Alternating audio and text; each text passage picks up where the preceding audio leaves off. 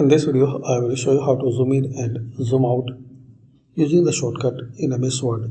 Press and hold Alt, then W, then Q. You will see this dialog box. Select the number 2 for 200%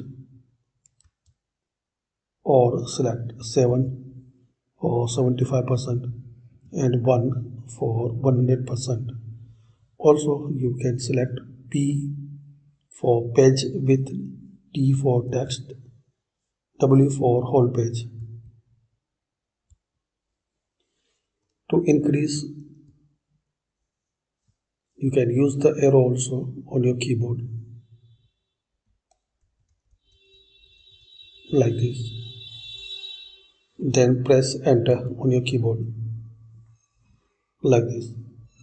Thanks for watching.